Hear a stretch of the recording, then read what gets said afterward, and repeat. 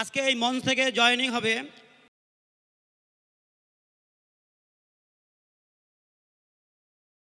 আমাদের চাঁপালি অঞ্চলের সংখ্যালঘু সেলের সভাপতি মাওলানা জুনায়েদ সাহেব। তার হাতে পতাকা আমি নিজেই তুলে দিচ্ছি।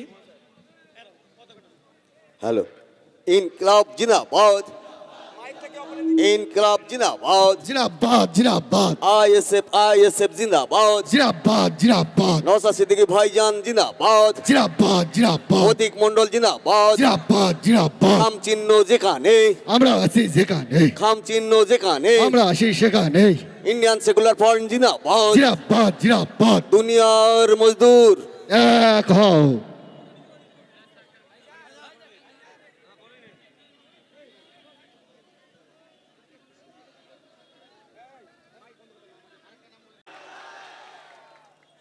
আপনারা জানেন ওরা ভয় সন্ত্রাস দেখাচ্ছে, কিন্তু ওরা ভয় পেয়ে গিয়েছে। আজকে সকালে মঞ্চ বাঁধার সময় আজকে কয়েকজন আমরা ছিলাম, ওরা খুব ঘোরাঘুরি করছিল, এর আগেও করেছিল, কিন্তু এখানে ঢুকতে পারেনি। তার কারণ আমরা এখানে সততার সঙ্গে মানুষের ভোট অধিকার কেড়ে নেওয়ার স্বার্থে ওরা এসব ঘুরছে। কারণ আমরা মানুষকে বোঝাবো, মানুষকে বুঝিয়ে আমরা আমাদের জায়গায় আনবো। বেশি কিছু বলবো না। এরা উন্নয়নের স্বার্থে বামপন্থীদের তাড়িয়েছিল। শিল্প হচ্ছে ভবিষ্যৎ, শিক্ষা, শিল্প এবং সব কিছুই এরা জলাঞ্জলি দিয়ে আজকের প্রত্যেকের হাতে বন্দুক এবং বোমা তুলে দিয়েছে। আজকে উন্নয়ন যা করেছে বামপন্থীরা করে গিয়েছে, স্কুল কলেজগুলো, এখানে যে ব্রিজ হয়েছে আপনারা দেখতে পাচ্ছেন, ওরা কিছুই করেনি। আজকের মালঞ্চ বাজারে একটা সাইডে ড্রেন করেছে বামপন্থীরা, ওরা কিন্তু কোনো ড্রেনও করেনি। আজকে পথের সাথী এখানে একটা তৈরি হলো, আপনারা দেখতে পাচ্ছেন এই পথের সাথীতে কি তৈরি হচ্ছে। আজকের বামপন্থী আমাদের এমএলএ কোটায় অসীম কুমার দাসের ওখানে একটা শৌচালয় হয়েছিল, সেটাকেও বিশ্রী অবস্থা করে দিয়েছে। আজকের উন্নয়নের কথা বলে ওরা, আজকের বেকার ভরে গেছে রাস্তা। আজকের এখানে চাকরি নেই, চাকরিগুলো চুরি করে আজকে চলে যাচ্ছে। অনেক গল্প করেছে, চাকরি শিক্ষা সব চুরি হয়ে গিয়েছে।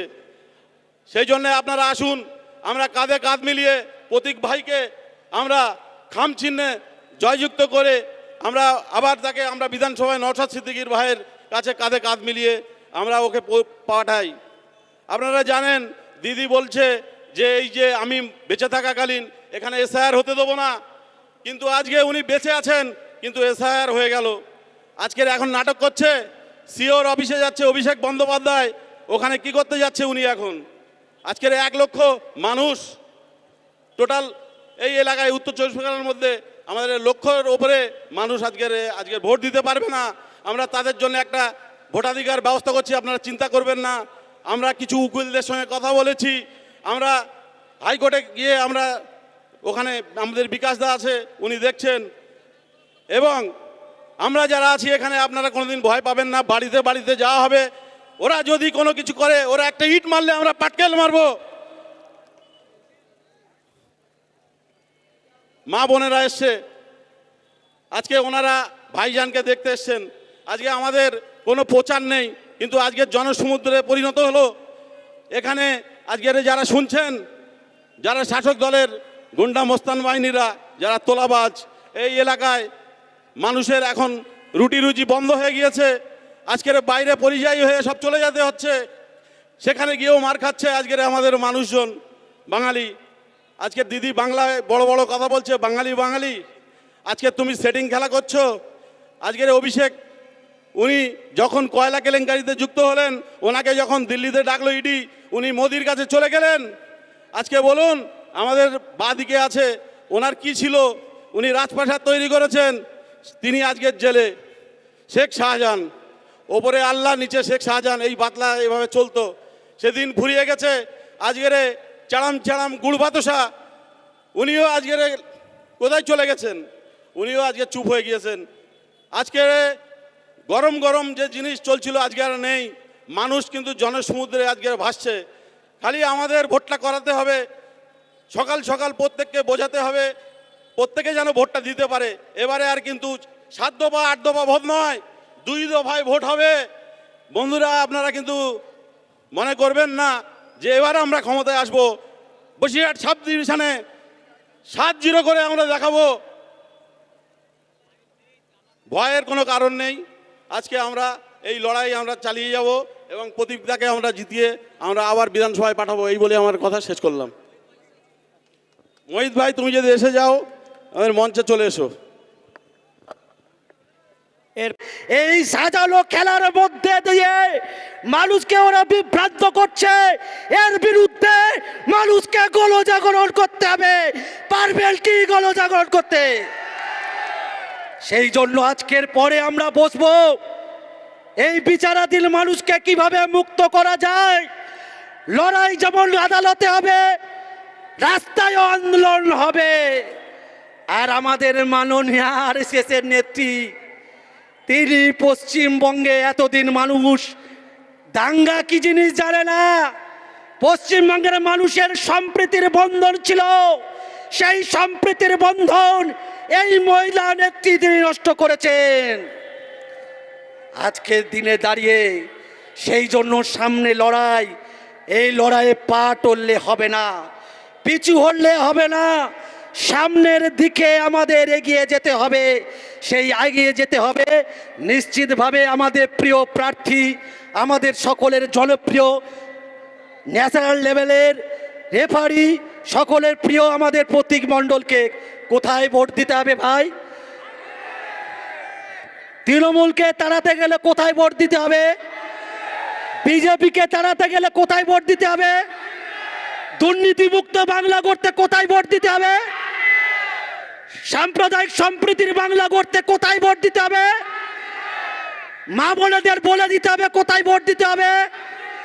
মা বোনেরা জেনে গেছে আমাদের প্রতীক ভাই জিতে যাবে, জিতে যাবে 60 থেকে 70,000 ভোটে আমাদের নিশ্চিত। আমি শেষ করব আরো দু একটি আবেদন করে। পশ্চিমবঙ্গের মানুষ কোনোদিন মসজিদ মন্দিরের রাজনীতিতে অভ্যস্ত ছিল না। পশ্চিমবঙ্গের মানুষে সম্প্রীতির বন্ধন ছিল।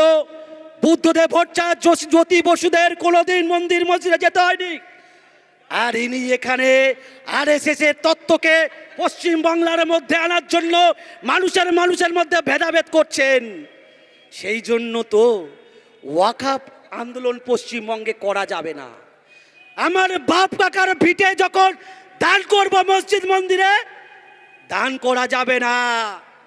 দান করলে সরকার নিয়ে নেবে, আইন করেছে।